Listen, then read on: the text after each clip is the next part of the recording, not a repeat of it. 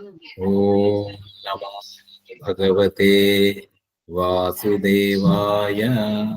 ఓం నమో భగవతే వాసుదేవాయ. ఓం నమో భగవతే వాసుదేవాయ. ఓం. ఓకే, అందరికీ నమస్కారం. Welcome all for today's satsang. So మనము 5వ అధ్యాయము కర్మ సన్యాస యోగం చూస్తూ ఉన్నాము. సో ఇవాళ 4వ శ్లోకము 5వ శ్లోకం చూసేటువంటి ప్రయత్నం చేద్దాము. 3వ శ్లోకం వరకు పూర్తయింది. ఒకసారి చదువుకుందాం. ఓం అథ పంచమోऽధ్యాయః కర్మ సన్యాస యోగః. శ్రీ భగవానువాచ. 4వ శ్లోకం. ఓం సాంఖ్యా యోగౌ పృథగ్ బాలాః ప్రవదంతి న పండితాః ఏకమప్యాస్థితః సమ్యక్ ఉభయోర్విందతే ఫలం. పరమాత్మ శ్రీకృష్ణ భగవానుడు అర్జునునికి ఉపదేశిస్తున్నారు. ఏం చెప్తున్నారు ఇక్కడ? 4వ శ్లోకము. సాంఖ్యా యోగౌ పృథగ్ బాలాః ప్రవదంతి న పండితాః ఏకమప్యాస్థితః సమ్యక్ ఉభయోర్విందతే ఫలం. అర్జునుకు కర్మ సన్యాసము వర్సెస్ కర్మయోగము అనేటువంటి విషయంలో సందేహం కలిగింది. మొదట 3 శ్లోకాలు చూసాము. సో అందులో పరమాత్మ కర్మ సన్యాసము కంటే కర్మయోగము విశిష్యతే అనేటువంటి విషయాన్ని అక్కడ చెప్పారు. 2వ శ్లోకంలో తయోస్తు కర్మ సన్యాసాత్ కర్మయోగో విశిష్యతే. ఇది కర్మయోగము అనేటువంటిది అర్థం చేసుకోవడం అనేటువంటిది చాలా కష్టం. ఓకే, కర్మ సన్యాసము వదిలేద్దాం. కర్మ సన్యాసము అని అంటే మనం అనుకున్నాము, కర్మ సన్యాసము అని అంటే అప్పటికప్పుడు చేసేటువంటి సన్యాసం కాదు. కర్మ సన్యాసము అని అంటే ఇంకా సంసారం మీద విరక్తో, లేకపోతే చేస్తున్నటువంటి పనుల యందు ఒక రకమైనటువంటి విముఖతో, లేకపోతే సంసారమును బయట చేయలేననో అనుకొని నేను వదిలిపెట్టి వెళ్ళిపోతాను అనేటువంటి సన్యాసం అనేటువంటిది కాదు అనేటువంటిది అనుకున్నాం. సో ఆ సన్యాసం గురించి మామూలుగా మనం అర్థం చేసుకునేటువంటి అనుకుంటారు. ఏదో సన్యాసి ఆశ్రమ రూప సన్యాసి అనేటువంటిది అంటే దాన్నే మనం ఏమనుకున్నాము అని అంటే కాదాచిత్ సన్యాసం. అంటే అప్పటికప్పుడు ఏదో విసుగు చెంది ఏదో ప్రసూతి వైరాగ్యము అలాంటి వైరాగ్యం కాదు, శ్మశాన వైరాగ్యము ఇలాగ అనుకొని అలాగే ఎప్పుడైనా అలాంటి సమయంలో కర్మ సన్యాసం చేసేస్తాను, కర్మల్నే చేయను అని వదిలిపెట్టేటువంటిది కాదాచిత్ అప్పటికప్పుడు సన్యాసము. ఆ సన్యాసం కాదు కర్మ సన్యాసము అని అంటే. బట్ లోకంలో మోస్ట్ ఆఫ్ ది మనం అర్థం చేసుకునేది ఏంటంటే సన్యాసము అని అంటే అన్ని వదిలిపెట్టి ఆశ్రమ సన్యాసం అనేటువంటి విషయం గురించి అనుకుంటారేమో అనేటువంటి దాన్ని కొంచెం దృష్టిలో పెట్టుకొని, ఎందుకంటే ఆత్మజ్ఞానికి అంతా సన్యాసమే. అందులో ఎందుకు అని అంటే ఆ సన్యాసికి నిత్య సన్యాసి, ఎల్లప్పుడూ సన్యాసిగా ఉండేటువంటి వాడు, జ్ఞాన సన్యాసి, జ్ఞానము చేత సన్యసించినటువంటి వాడు. అది సిద్ధి అవుతుంది, happening. That's an happening, not the process. So ఆ హ్యాపెనింగ్ అంటే ఆత్మజ్ఞాని ఎప్పుడు సన్యాసిగా ఉంటాడు. సో ఆ సన్యాసాన్ని పరమాత్మ బోధిస్తే ఇక్కడ అర్జునుడికి వచ్చినటువంటి సన్యాసము, అర్జునుడికి వచ్చినటువంటిది ఏంటి అంటే కర్మ సన్యాసము, కర్మణాం సన్యాసం, కర్మలను సన్యాసించినటువంటి వాడు అనేటువంటి విషయంలో ప్రశ్న వేశాడు. సో కర్మణాం సన్యాసం పునర్యోగం చ సంసతి అని ముందు అనుకున్నాం. అంటే మళ్ళీ యోగం గురించి చెప్తున్నావు, ఒకవైపు సన్యాసం గురించి చెప్తున్నావు, ఆ రెండిట్లో ఏది గొప్పది అనేటువంటి విషయాన్ని చెప్పమని అడిగితే పరమాత్మ ఏం చెప్పారు? కర్మ సన్యాసాత్ సన్యాస కర్మయోగశ్చ, కర్మ సన్యాసము మళ్ళీ యోగము కర్మయోగము అనేటువంటి విషయాలు రెండూ గొప్పవే, కానీ కర్మ సన్యాసము కంటే కర్మయోగము చాలా గొప్పది అనేటువంటి విషయాన్ని మళ్ళీ కర్మయోగాన్ని ప్రస్తుతి చేస్తున్నారు. చేస్తూ 3వ దాంట్లో అద్భుతమైనటువంటి బోధన చేశారు. 3వ శ్లోకంలో ఎవరు ఈ కర్మ సన్యాసి, ఎవరు ఈ కర్మయోగి ఎవరు అని అంటే నిత్య సన్యాసి అన్నారు. జ్ఞేయ స నిత్య సన్యాసి సహా, ఎవరైతే అంటే అంతకు ముందు చెప్పినటువంటి కర్మయోగము గొప్పది అని చెప్పినటువంటి కర్మయోగి ఎవరు అని అంటే, ఆ కర్మయోగి ఇన్ఫాక్ట్ ఈజ్ నిత్య సన్యాసి. అంటే అసలు దేనిని కూడా అటాచ్మెంట్ లేకుండా చేసేటువంటి సన్యాసం కర్మ సన్యాసం, అదే కర్మయోగం. ఈ నిత్య సన్యాసి, అందువల్ల అతను నిత్య సన్యాసి. కర్మయోగం అంటే ఏంటి? బేసిక్ గా మనం ఏమనుకున్నాము, కర్తృత్వం అనేటువంటిది ఉండదు, ఫలితం అనేటువంటిది ఉండదు, ఎక్స్పెక్టేషన్ అనేటువంటిది ఉండదు, ఈశ్వరార్పణ బుద్ధి అనేటువంటిది ఉంటుంది. అంటే ఇది ప్రాక్టీస్ లో వస్తుందా, తనంతటి తనకు సిద్ధిస్తుందా అనేటువంటి సందేహం వస్తుందని. అసలు ఎవరు ఆ సన్యాసి అంటే చాలా అద్భుతంగా చెప్పారు. యో నద్వేష్టి నకాంక్షతి నిర్ద్వంద్వ సుఖం బంధాత్ ప్రముచ్యతే. అక్కడ చాలా విశేషణాలు వేశారు పరమాత్మ. ఎవరి కర్మయోగి అనంటే, నద్వేష్టి ఎవరిని ద్వేషించడు, నకాంక్షతి దేనిని ఆశించడు, నిర్ద్వంద్వ బియాండ్ డ్యుయాలిటీ ద్వంద్వములు అతీతముగా ఉండేటువంటి వాడు అనేటువంటి విషయాన్ని చెప్తూ, అటువంటి వాడు బంధముల గురించి సులువుగా, బంధము అంటే he will not be bound by it, no entanglements, there is no restrictions, దాంట్లో నో అటాచ్మెంట్స్. బంధము అటాచ్మెంట్, రాగము బంధమే, ద్వేషము బంధమే. సో దాని నుంచి విముక్తుడైపోతాడు అనేటువంటి విషయాన్ని పరమాత్మ చెప్తూ, ఇంకా ఇక్కడ మళ్ళీ తర్వాత శ్లోకంలో ఇంకా ముందుకు తీసుకెళ్తున్నారు. ఏంటి అని అంటే, కర్మయోగముల గురించి స్తుతిస్తున్నారు. కర్మయోగం ఇంట్రడ్యూస్ చేశారు కదా, కర్మయోగం అంటే ఏంటి అనేటువంటి విషయాన్ని పరమాత్మ చెప్పున్నారు. ఇప్పుడు అసలు కర్మయోగం ఏంటి అంటే, ఎంత తెలుసుకున్నా కూడా కర్మయోగము అనేటువంటిది అనుష్ఠానం, అంటే అనుష్ఠించవలసినటువంటిది, దాన్ని అర్థం చేసుకోవాలి. కర్మయోగం మీద మనకి ఎంత విన్నా కూడా still there are lot of confusion ఎందుకు అని అంటే, మనకి అర్థం కాకపోతేనే కదా దాన్ని పూర్తిగా ఆచరించలేకపోతున్నాం. దాన్ని కానీ పూర్తిగా అర్థమయ్యి దాన్ని పట్టుకోగలిగితే ఈజీగా మనం దాన్ని అనుసరించగలుగుతాం. కానీ లోకంలో కర్మయోగము పట్ల చాలా చాలా మిస్కాన్సెప్షన్స్, మిస్అండర్స్టాండింగ్స్. ఎందుకు అని అంటే చాలా ఉన్నాయి. ఎందుకు ఉన్నాయి అని అంటే, ఫలితము లేనిది ఏ కర్మ ఆచరించాం అసలు మనం. ఎందుకంటే ఏ స్తోత్రం చదివినా, ఏది చేసినా చివరికి ఏంటంటే ఫలశ్రుతి చెప్తారు. సంకల్పం చెప్పినప్పుడు కూడా ఫలశ్రుతే, భగవంతుని పూజ చేసినప్పుడు కూడా ఫలశ్రుతే. ఫలము ఏమిటి? యజ్ఞ యాగాదులు చేసినా ఫలమే, మామూలుగా చేసినటువంటి పూజలు చేసినా ఫలమే. సో ఎక్కడ చూసినా ఫలం అనేటువంటిది మనకి బాగా వంట పట్టేసింది.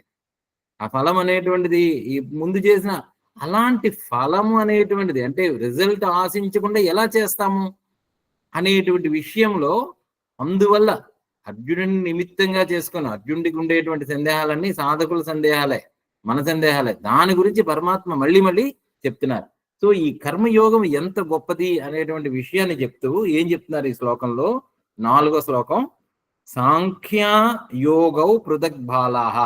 సాంఖ్యము యోగము, ఇక్కడ మళ్ళీ సాంఖ్యం అనేటువంటి పదాన్ని పట్టుకొచ్చారు. సాంఖ్యము యోగము. యోగము అని అంటే ఇక్కడ మనం మాట్లాడుతున్నటువంటి కర్మయోగము. కర్మయోగం కదా. ఇక్కడ doubt is in regard with that కర్మ సన్యాసము versus karma yoga.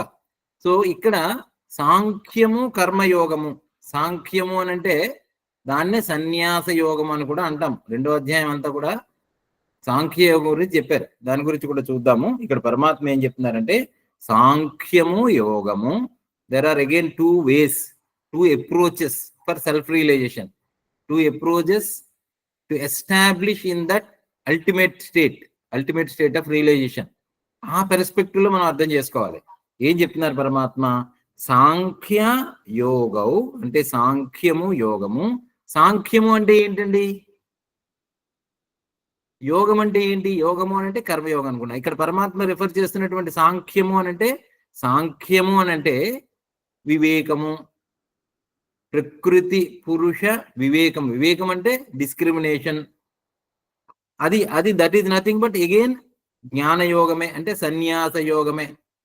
He was telling that అన్నమాట. అంటే అంతకు ముందు చెప్పినటువంటి సన్యాస యోగం చాలా డిస్కస్ చేశాం. కర్మ సన్యాసము is nothing but the way towards that establishing in that jnana yoga. ఆత్మజ్ఞానము ఎందు నిలకడ ఉండిపోవడం.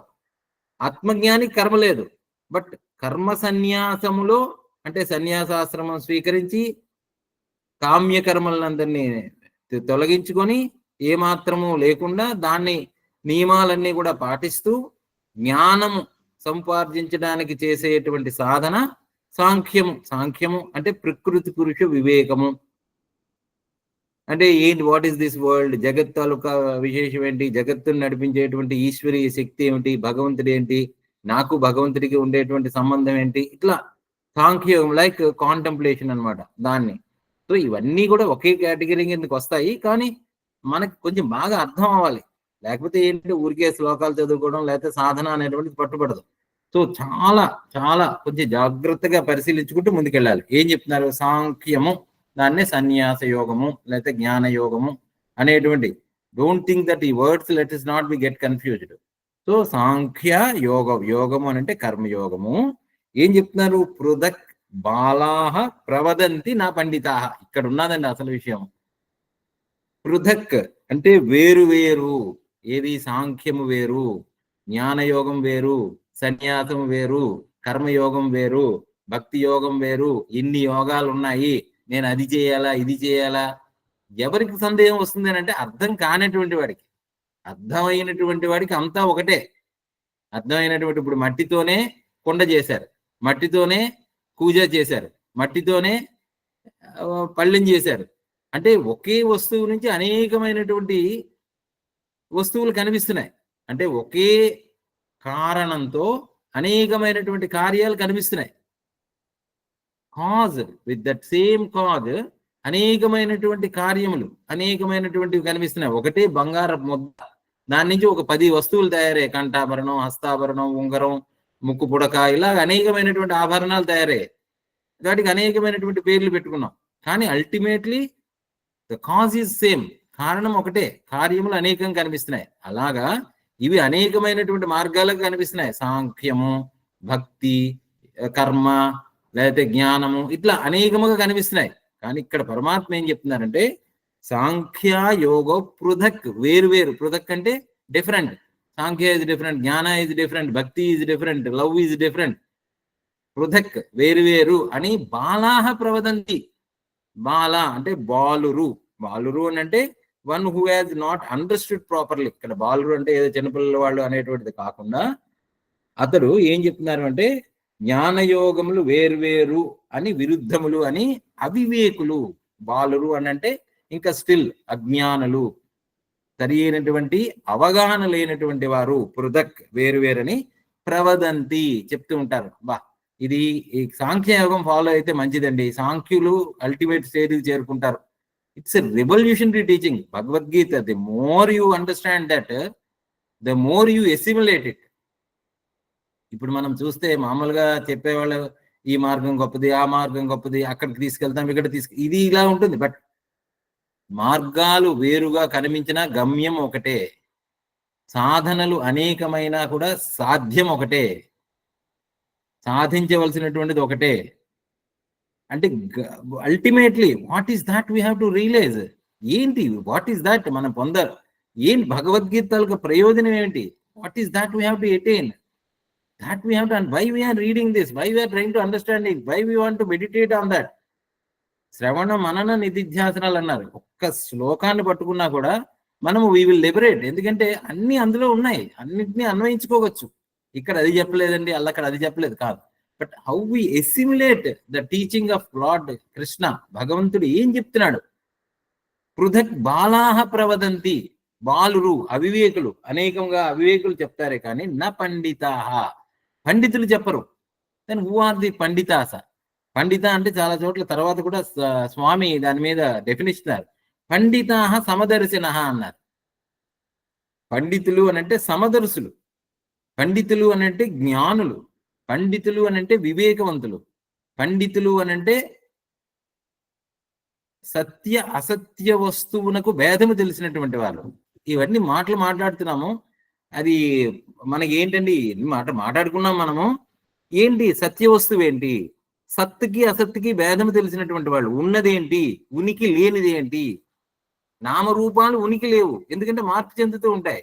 ఇది చెట్టు, ఇది నీరు, ఇది లేకపోతే ఇది బంగాళాఖాతము, లేకపోతే ఇది ఆర్కిటిక్ సముద్రము, అది అంటార్కిటికా సముద్రము, లేకపోతే ఇది నొరగా, ఇది ఇది ఇది కాలువగట్టు, ఇలాగ అనేకమైనటువంటి names.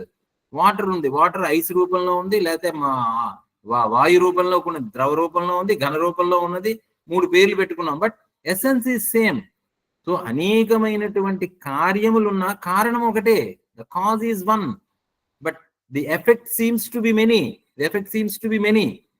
So, but though Samadarasanaha, one who sees that oneness, ఏకోహం బహుశ్యామం అన్నారు. ఒకటే అనేకముగా వస్తున్నది, అనేకముగా కనిపిస్తున్నది. పండితాః సమదర్శనః, అలాంటి నా ప్రవదంతి పండితాః. ఏకం అపి ఆస్థితః సమ్యక్ ఉభయోర్ విందతే ఫలం. అసలు వండర్ఫుల్ టీచింగ్. ఏం చెప్తున్నారు? ఏకం అపి ఆస్థితః సమ్యక్. ఎలాంటి పదాల వారు? సమ్యక్ ఆస్థితః, బాగుగా స్థితుడైనటువంటి వాడు. సమ్యక్ అని అంటే you have to understand with clarity of vision. ఇప్పుడు వయసు పెరుగుతున్నప్పుడు కళ్ళలో ఆ పవర్ అనేటువంటిది వస్తుంది. అంటే వాళ్ళు దూరదృష్టి, అస్వర దృష్టి వస్తుంది. అంటే షార్ట్ సైట్, లాంగ్ సైట్ అనేటువంటిది వస్తుంది. దానివల్ల క్లారిటీ ఆఫ్ విజన్ లోపిస్తుంది. క్లారిటీ ఆఫ్ విజన్, దానికి ఏం చేస్తాం? డాక్టర్ దగ్గరికి వెళ్తే కళ్ళ జోడిస్తాడు, లేకపోతే కరెక్ట్ చేస్తాడు విజన్ ని. ఇంకా ప్రాబ్లం అయితే కళ్ళకి పొరలు కమ్మేస్తాయి, cataract. You have to get it operated and remove it. అంటే ఇంద్రియములు కూడా చాంచల్యం, అంటే ఇంద్రియములు కూడా ప్రకృతి నుంచి వచ్చినటువంటి ఇంద్రియములకు దోషములు ఆపాదించబడతాయి. ఇప్పుడు చెవులు ఉంటాయి, చెవులు వినబడదు, మొదట విన్నంత బాగా వినలేం. అసలు ఈవెన్ బాగా విన్నటువంటి వాడు కూడా దేర్ ఈజ్ సర్టన్ రేంజ్. బాగా తక్కువగా ఉన్న డెసిబెల్స్ లో ఉన్న సౌండ్ కానీ, హై రేంజ్ లో ఉండేటువంటి సౌండ్ కానీ వినలేము. ఇన్ఫ్రారెడ్, ఆల్ఫ్రారెడ్ ఉన్నది కళ్ళు చూడలేము. అంటే our vision is limited, our hearing is limited, మన స్పర్శ is very limited. So everything is limited, and so also our understanding is limited. ఆ భావములు, ఆ అర్థం చేసుకోవడం అనేటువంటి లిమిటెడ్. మనం గొప్ప వాళ్ళు, మహర్షులు, లేకపోతే గొప్ప సెయింట్స్, వాళ్ళు చేసినటువంటి వ్యాఖ్యానాలు చదివినప్పుడు, భగవద్గీత గురించి వాళ్ళు చెప్పినటువంటి అర్థం చేసుకున్నప్పుడు, we feel that we have understood everything and we feel that whatever we learned is the ultimate. No, you have to again dive deep. Last time కూడా మనం అనుకున్నాం, మళ్ళీ you have to go dive deep within. ఎక్కడికి? లోపల ప్రయాణం చేయాలి. ఎందుకు లోపలికి ప్రయాణం చేయాలి అంటే, బాహ్యమునందు విజన్ లిమిటెడ్. ఆ లోపలికి వెళ్ళినప్పుడు ఆ మనస్సు లోపల అంతఃపురంలో ఉండేటువంటి ఆ మిస్అండర్స్టాండింగ్, ఆ మిస్కాన్సెప్షన్స్, ఆ imperfections, opinionated and all those things, అవన్నీ వదిలిపెట్టాలి. పొరలుగా ఉన్నది, ఏదో ఒకటి అర్థమవుతుంది, వెంటనే మనసులోంచి ఇంకో పొర వచ్చి, నోనో నీకు అర్థమైందా, బాగా అర్థమైంది, లేకపోతే నీకు మహా జ్ఞానవంతుడి, ఏదో సజెస్ట్ చేస్తూ ఉంటుంది. సో ఎక్కడైతే అది పొల్యూషన్ లేనటువంటిది, ఎక్కడైతే అభిప్రాయములు, ఆలోచనలు ఆగిపోతాయో, then the real understanding begins. దాన్నే మనం ఏమనుకున్నామంటే ఇన్ఫ్యూషన్ అన్నాము. మనస్సు ఎప్పుడైతే కామ్ అవుతుందో, మనస్సు ఎప్పుడైతే ద్వంద్వముల నుంచి విముక్తి అవుతుందో, అదే కదా సాధన తాలూకా ముఖ్య ఉద్దేశము. సాధన, నామజపం చేసినా, లేకపోతే మనము మెడిటేషన్ చేసినా, ధ్యానం చేసినా ఏమవుతుంది అని అంటే, ultimately mind has to become calm. Instead of that mind ని ఇంకా యాజిటేట్ చేస్తే మన సాధనల రూపంలో, దెన్ వాట్ హ్యాపెన్స్?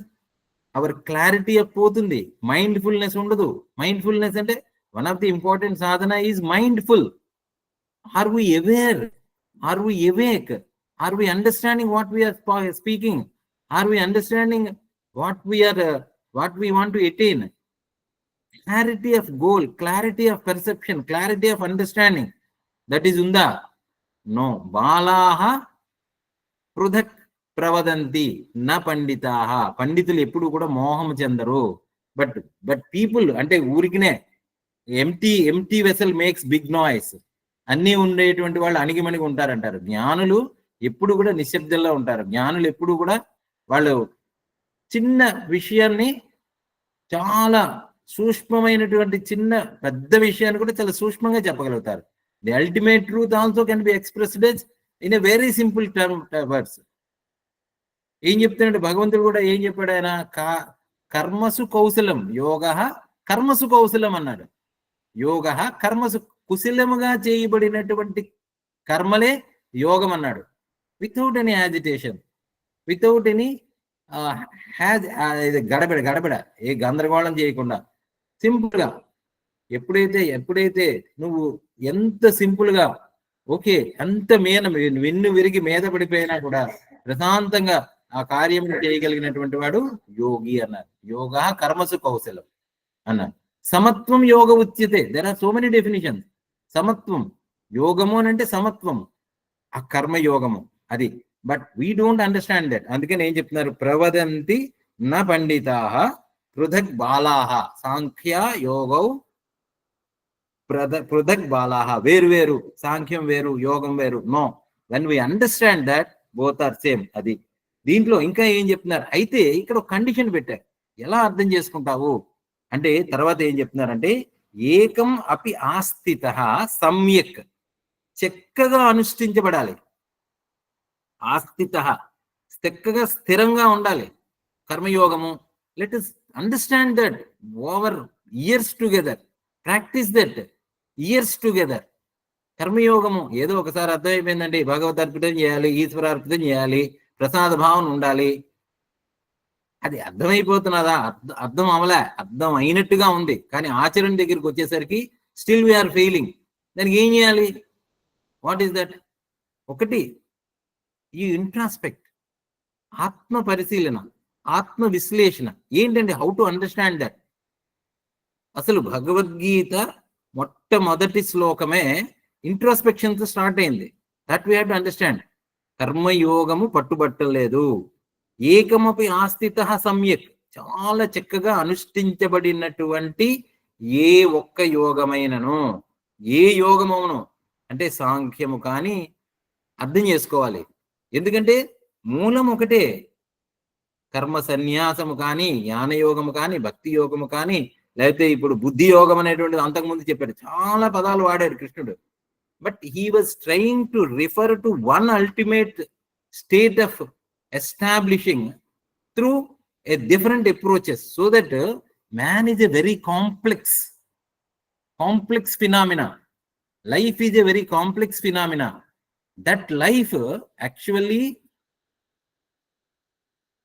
అది ఏమిటి ఆ లైఫ్ అంటే? నేను ఏమిటి? ఇఫ్ యు అండర్స్టాండ్ దట్, నేను దేహం కాదు, నేను మనస్సు కాదు, నేను బుద్ధి కాదు, నేను అహంకారం కాదు. నీతి నీతి వచనైర్ నిగమా అవోచన్. శాస్త్రాలు చెప్తున్నాయి, నమే బుద్ధి అహంకార చిత్తాని నాహం, నచ శ్రోత్ర జిహ్వా నచ ఘ్రాణ నేత్ర నచ వ్యోమ భూమిర్ చోపస్థ వాయు చిదానంద రూప శివోహం శివోహం నిర్వాణ షట్కం. ఎన్ని నేతులు చెప్పారండి శంకరాచార్యుల వారు. నేను అది కాదు, బుద్ధి కాదు, మనస్సు కాదు, అహంకారం కాదు, చిత్తం కాదు, రాగద్వేషాలు కాదు, శరీరం కాదు, నా శిష్య నా గురువు, శిష్యుడు కాదు, గురువు కాదు, నా మాత నా పిత, మా తల్లి లేరు, తండ్రి లేరు, గురువు లేరు, అన్ని కాదు కాదు కాదు. ఎం నేతి నేతి వచనేరు నిగమా అవోచన్. నిగమములు, శాస్త్రములు చెప్తున్నాయి నేను అది కాదు, నేను అది కాదు, నేను. మరి ఏమి నువ్వు ఏదనుకుంటున్నావు అది నువ్వు కాదు. ఏకమపి ఆస్థితః సమ్యక్. Are you getting that? Are we understanding that? Are we establishing in that? No. మనం ఏదో ఊరికే చదివేసుకుంటున్నాం, కంటతాలు పెట్టేస్తున్నాం, అండ్ ఇది జ్ఞానం అనుకుంటున్నాం. నిన్న కూడా ఒక డిస్కషన్ వచ్చింది. అసలైనటువంటి జ్ఞానం ఏమిటి అని అంటే, మనము ఎక్వైర్ చేసిందంతా జ్ఞానం అని అనుకుంటున్నాము. ఎక్వైర్, భగవద్గీత చదివేసుకున్నాము, లేకపోతే ఉపనిషత్తులు చదివేసుకున్నాము, లేకపోతే భాగవతం చదివేశాము, లేకపోతే అది అన్ని అన్ని అన్ని చదివేసుకున్నాము, అన్ని చదివేసుకుని నాకు తెలిసింది అనుకున్నాము. అదంతా కూడా ఎక్వైర్డ్ నాలెడ్జ్. అది జ్ఞానం పెట్టుకుంటున్నాం. ఒకసారి అనుకున్నాము, ఇక్కడ నుంచి హైదరాబాద్కి వెళ్ళేటప్పుడు ఎన్ని స్టేషన్స్ వస్తాయండి, లేకపోతే ఇక్కడ నుంచి విశాఖపట్నానికి ఎంత దూరం, విజయవాడ నుంచి మధ్యలో ఎన్ని మైల్ స్టోన్స్ వస్తాయి. దట్ ఈస్ ఆల్ జ్ఞానం అనుకుంటున్నాము. నో. ఫిజిక్స్, మనకి ఏదో భూమిని అంతటిని పరిశీలించి ఫిజిక్స్ అని రాస్తారు. నక్షత్రాలు, గ్రహ మండలాలు, అవన్నీ కూడా Google is giving that information, and that information you are memorising it, you are acquiring it, and you are saying it is a జ్ఞాన. నో. సో ఏదైతే మన చేత పొందబడుతుందో అది జ్ఞానము కాదు. అంటే అది లౌకికం అనండి, లేకపోతే ఆధ్యాత్మికం అనండి, ఏది ఉన్నా కూడా that is not jnana. That is only binds us, that makes us opinionated, that makes us biased, that makes us take sides. Adi matamu. మతము అని అంటే అభిప్రాయము. మతము హిందూ మతము కాదు, హిందూ ధర్మము. ధర్మము వేరు, మతం వేరు. క్రిస్టియన్ మతము అని అంటే అభిప్రాయం. It's my opinion. And how you are formulated the opinion? Through acquisition. మనము ఇంత పుట్టాము, బాడీ ఇంత 3 kgs అయింది, ఇప్పుడు 60 kgs అయింది. It has acquired body through this food, everything it has acquired and it is growing. So acquire చేసింది నశించాలి. It will not lead you to truth. సత్యం వైపు తీసుకెళ్ళదు. Because body is going to perish. Similarly మనం so called అనుకున్నటువంటి మనస్సు, it's acquired. చిన్నపిల్లడు చాలా ప్రశాంతంగా ఉంటాడు, వాడికి ఇష్టాలు ఉండవు, నవ్వుతూ ఉంటాడు. సో యాజ్ వి గ్రో, మనస్సులో అనేకమైనటువంటి పొరలు వస్తాయి, ఎక్వైర్ చేస్తాం. నేను హిందువుని, నేను భార్యని, నేను భర్తని, నేను ఇంజనీర్ని, నేను తెలివైన వాడిని, నేను తెలివి తక్కువ వాడిని, నేను బాగున్నాను, నాకు సుఖము, నాకు దుఃఖము. All are layers layers layers. వాడంటే పడదు, వీడంటే ఇష్టము, all layers. That we call it as jnana. No, you have to drop that because it is going to perish. ఎందుకంటే అభిప్రాయాలు మారిపోతున్నాయి. మారేటువంటి మనస్సును పట్టుకొని, ఆ మనస్సులో వచ్చినటువంటి భేదాలు, అభిప్రాయాల మీద పట్టుకొని, గట్టిగా పట్టుకొని, ఉడుం పట్టులాగా కోపతాపాలు తెచ్చుకొని, రాగద్వేషాలు తెచ్చుకొని, నేను కర్మయోగం చేయాలంటే ఎక్కడవుతుంది? ఈశ్వరార్పణ చేయాలంటే no. So what you have to do is drop that జ్ఞాన. అది జ్ఞానము అనేటువంటి భ్రమలో బతుకుతున్నాం మనము. నాకేదో భగవద్గీత కింద నుంచి మీద వరకు అర్థమైపోయిందండి, నేను ఇంకా లిబరేట్ అయ్యాను. No, you drop it. That is what the problem of Arjuna. అందుకనే సందేహాలు అడుగుతున్నాడు. సాంఖ్యం అంటే ఏంటి, కర్మ అంటే ఏంటి, రెండిట్లో గొప్పది ఏదో చెప్పు. అంతకుముందు అడిగాడు కర్మయోగానికి జ్ఞానయోగానికి ఏమిటి, మళ్ళీ జ్ఞానయోగం గొప్పదైతే మళ్ళీ నన్ను కర్మయందు ఎందుకు ప్రేరేపిస్తున్నావు? నేను డైరెక్ట్ గా జ్ఞానంలో ఉండేటువంటి వాడిని కదా. అర్థం కాలే. హృదక్ బాలాహ ప్రవదంతి. నవ్వుతున్నాడు కృష్ణుడు. రే నాన్న, ఎంత చెప్పినా నీకు అర్థం కావట్లేదురా. కర్మయోగం వేరు అనుకుంటున్నావు, సాంఖ్యం వేరు అనుకుంటున్నావు. ఒకడేదో సాంఖ్యంగా వెళ్ళొచ్చు. నో. సో ఆల్ దిస్ జ్ఞాన అంటే ఎక్వైర్డ్ నాలెడ్జ్ ఏదో, physics drop it, chemistry drop it, mathematics drop it. That will only help you for నీ ఉదర పోషణార్థం, లేకపోతే ఏదో నీ శరీరం, అదే శరీర నిర్వహణకు ఉపయోగపడితే పడతాయి. కానీ నిన్ను నువ్వు తెలుసుకోవాలంటే ఏం చేయాలి అని అంటే, ఏ జ్ఞానం అయితే, అందుకనే చెప్పాడు ఆధ్యాత్మ జ్ఞాన నిత్యత్వం, తత్వజ్ఞానార్థ దర్శనం, ఏతత్ జ్ఞానం ఇది ప్రోక్తం. 13వ అధ్యాయంలో చెప్తాడు. అంటే ఇన్ని చెప్పిన తర్వాత మళ్ళీ డిఫైన్ చేస్తాడు పాపం కృష్ణుడు, ఎక్కడ పెడితే అక్కడ. ఆధ్యాత్మ జ్ఞాన నిత్యత్వం, ఆధ్యాత్మ జ్ఞానం. మరి ఆధ్యాత్మం అంటే ఏంటండి? What is spiritual knowledge. ఆది దైవిక, ఆది భౌతిక, ఆధ్యాత్మ జ్ఞాన నిత్యత్వం. అంటే ఆధ్యాత్మము అని అంటే what is I'm, what is my self, who am I. It is not acquired, it is enquired. It is not acquired, it is enquiry, self, understanding, intuition. అంటే ఇప్పుడు సెన్సెస్ పని ఏంటి? సెన్సెస్ వాటిని ఎక్వైర్ చేయడమే పని. కళ్ళు చూస్తూ ఉంటాయి, ఇది బాగుంది, బాగోలేదు. చెవులు వింటూ ఉంటాయి, ఇది నచ్చింది, నచ్చలేదు. స్పర్శ, ఇది బాగుంది, దుఃఖము, వేడి, సుఖము. మాట, అమ్మో మాట పడకూడదు, మాట పడాలి. So whatever the senses, they are the స్థేన ఏవస అన్నాడు. దొంగలు మనని దోచుకుపోవడానికి, మనని హరించడానికి ఉపయోగపడే senses. So let us be cautious of that. Let us be అంటే వేక్ఫుల్. జాగ్తే రహో. వాచ్మెన్ చెప్తూ ఉంటాడు, జాగ్తే రహో, మెలకువగా ఉండండి. Mindfulness. So when you are mindful of your mind, మనస్సుని ఎప్పుడైతే జాగ్రత్తగా గమనిస్తూ ఉంటావో దాని తాలూకా ప్రభావం తగ్గుతుంది, దాని ఆందోళన, అలజడి తగ్గుతుంది. That is what. అప్పుడు ఆ నిశ్శబ్దంలోంచి ఏ అండర్స్టాండింగ్ అయితే వచ్చిందో, దట్ ఈజ్ వాట్ ద జ్ఞాన ఈజ్. అంటే సహజముగా దానంతటది. ఎలాగండి దీన్ని ఎలా అర్థం చేసుకోవాలి అంటే అద్భుతంగా చెప్తారు కొన్ని ఎగ్జాంపుల్స్. ఫర్ ఎగ్జాంపుల్, ఎర్త్ ఉంది, భూమి ఉంది. భూమి, ఆపు, అనలహ, వాయు, ఖం, మనోబుద్ధి ఏవచ, అహంకారమే, ఇతీయమే, పెన్న, ప్రకృతి, అర్థ. భగవంతుని ప్రకృతి. ఇవన్నీ కూడా భగవంతుని ప్రకృతి. కొన్ని చూపిస్తాడు. సూర్యుడు ఉదయిస్తున్నాడు. అది ఉదయించడమా? మొన్నటి వరకు అలాగే అనుకున్నారు. భూమి సూర్యుడు భూమి చుట్టూ తిరుగుతున్నాడని. అది అజ్ఞానమైంది కదా. మొన్నటి వరకు ఉన్న జ్ఞానం ఏదైతే ఉందో అది అజ్ఞానమైంది. సో దీంట్లో చూస్తే సూర్యుడు ఉదయించడం లేదు, సూర్యుడు ఉన్నాడు. సూర్యుడు ఎల్లప్పుడూ ఉన్నాడు. మనకి సహజంగా బయలుపెడినాడు. అది దానివల్ల ఎవరైనా తీసుకొచ్చారా? సూర్యుడు ఉదయించు అని అంటే వచ్చాడా? నో, ఇట్ ఈజ్ ప్రకృతి నియమం అనుసరించి these are the happenings. Sun is always there. Similarly నేను అనేటువంటి శుద్ధమైనటువంటి ఎరుక, తెలివి, అండర్స్టాండింగ్ మనకు ఒక అర్థం అవుతున్నది. మనం మాట్లాడుతూ ఉంటే అర్థమైంది, తెలిసింది. ఆ ఎరుక ఎల్లప్పుడూ ఉన్నదే.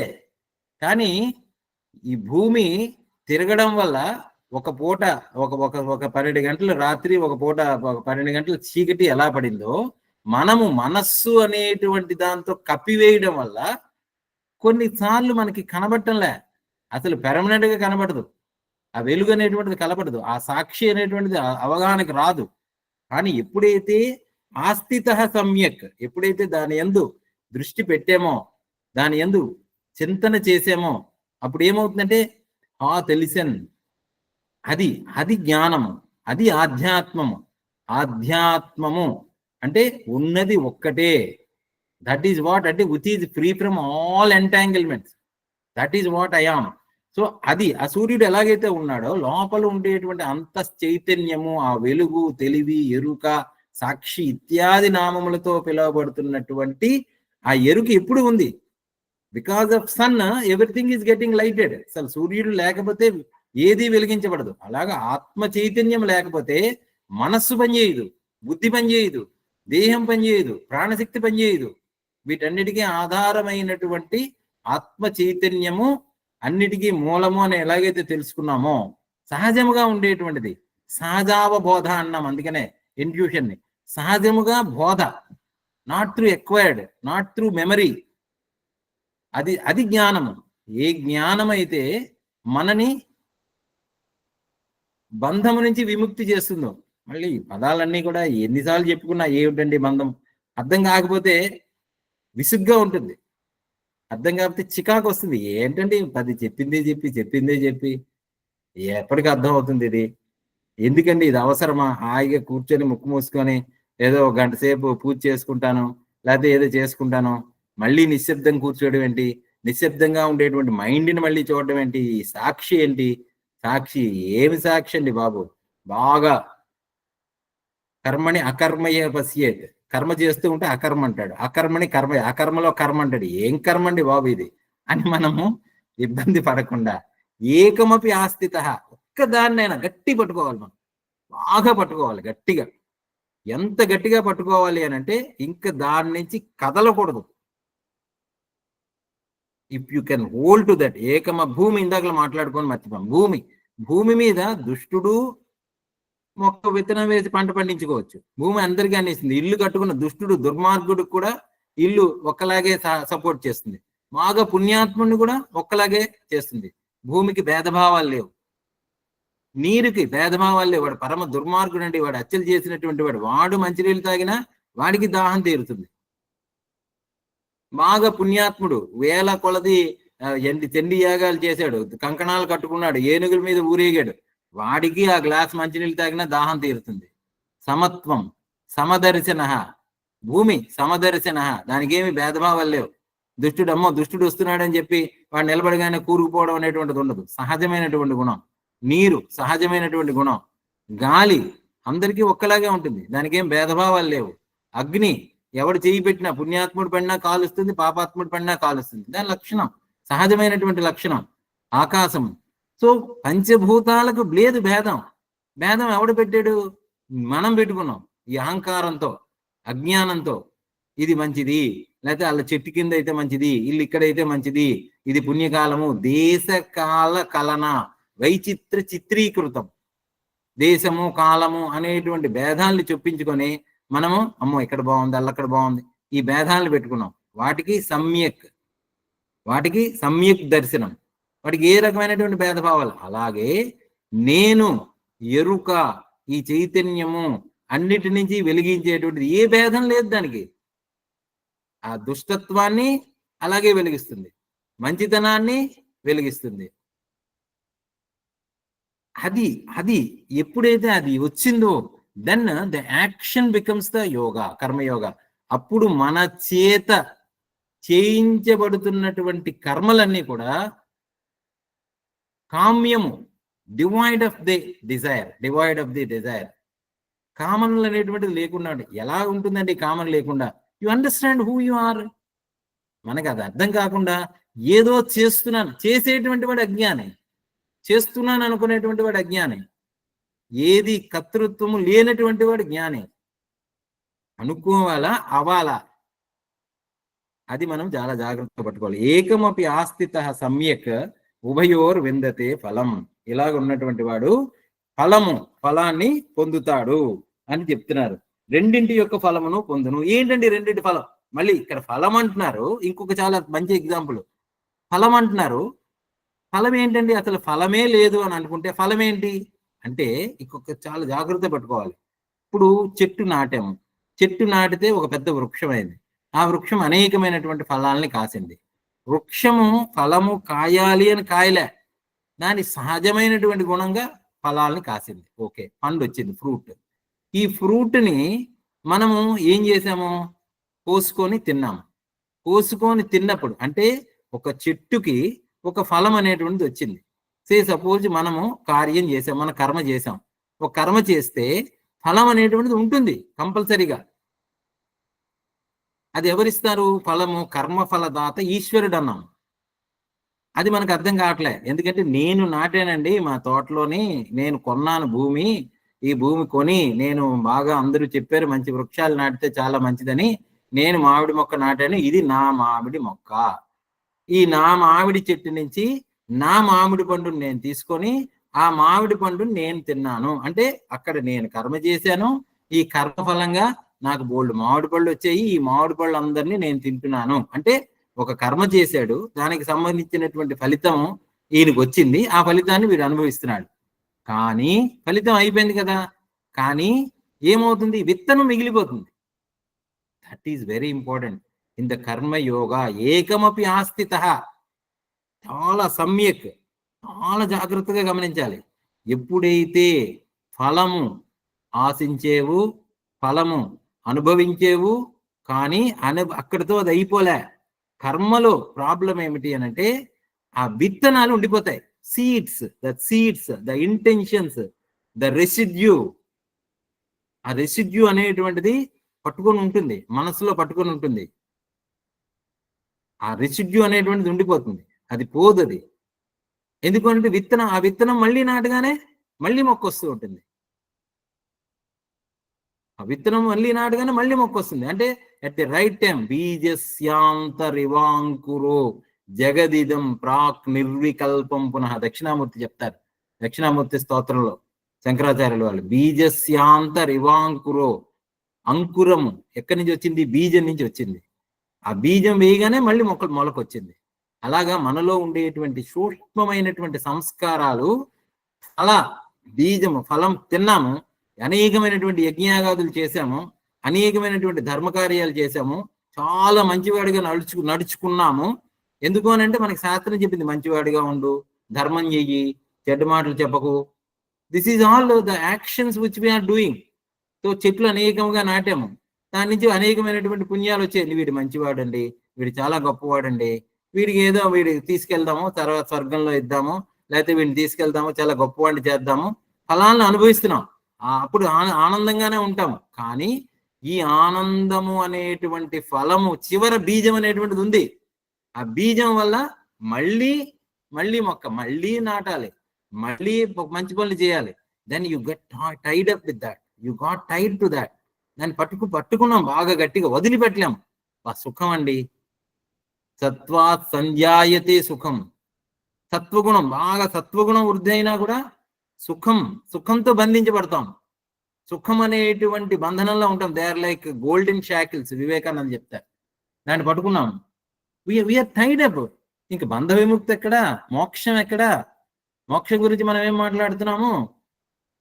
So that is what the issue is. So దానిని మనము జాగ్రత్తగా గమనించాలి. ఐ థింక్ 10 అయిపోయింది అయితే. ఓకే, విల్ స్టాప్ ఇట్, చేద్దాము. సో సో ఏకమపి ఆస్థిత సమ్యక్. సో దానివల్ల ఏం చేయాలి అని అంటే ఆ బీజము లేకుండా ఉండాలి. బీజము లేకుండా ఉండాలి అని అంటే మనము గాలిలాగా, భూమిలాగా, సూర్యుడిలాగా, ప్రకృతిలాగా, ప్రకృతేర్ క్రియమాణాన్ని గుణైహి కర్మాణి సర్వసహ. ప్రకృతిని అనుసరించి ప్రకృతిలో గుణాగుణేషు వర్తంతే ఇతిమత్వ. గుణములైంది వర్తిస్తున్నాయి, నాకేం సంబంధం అనేటువంటి జ్ఞానం సాక్షిగా ఎప్పుడైతే మిగిలిపోతామో అప్పుడు ఏకమపి ఆస్థిత, అది కర్మయోగం. ఆ కర్మయోగాన్ని జాగ్రత్తగా పట్టుకోవాలి. జ్ఞానము అని అంటే మనం చాలాసార్లు చెప్పుకున్నాం. సో ఆ జ్ఞానమునందు అప్పుడు జ్ఞానం సిద్ధిస్తుంది. ఏ జ్ఞానం అయితే మన మోక్షము, ముక్తి, నేను అసంగుడిని అనేటువంటిది జ్ఞానము, అహమస్మి జ్ఞానము, నేను అది అయి ఉన్నాను జ్ఞానము. అప్పుడు బాగా కొండ ఎక్కేసినటువంటి వాడికి ఇంకా కొండ ఎక్కి పట్టుకోవాల్సినటువంటి అవసరం లేదు, వాడికి వేటితోని పని లేదు. సో అలాంటి స్థితి అది సాంఖ్యము. కానీ ఏ జ్ఞానం అయితే ఒకటే ఫలితాన్ని ఇస్తుందో, ఏ ఫలితము అని అంటే సిద్ధి, ఫలితము అంటే పొందేది కాదు, అయి ఉండేది. నువ్వు అసంగుడివి, అయమాత్మ బ్రహ్మ, ప్రజ్ఞానం బ్రహ్మ, you are that. When you are that, where is the question of arising? సూర్యుడు ఉదయించటం లేదు, సూర్యుడు ఉన్నాడు, ఆత్మ ఉన్నది, అదే నేను. సో నేతి అనేటువంటి తొలగిపోయినప్పుడు then you will remain as that asanga, you remain as a karmayogi, you remain as a akarta abhokta, you remain desirelessness, you are that. When you are that, ఉభయోర్ విందతే ఫలం, ఆ ఫలాన్ని పొందుతావు అనేటువంటి విషయాన్ని ఇక్కడ చక్కగా పరమాత్మ అర్జునునికి బోధిస్తున్నారు. So will stop it here, will be in silence for a minute and then will close it. Hari ఓం. ఓం తత్సత్. సర్వం శ్రీకృష్ణార్పణమస్తు. ఓం ఓం. జై గురు.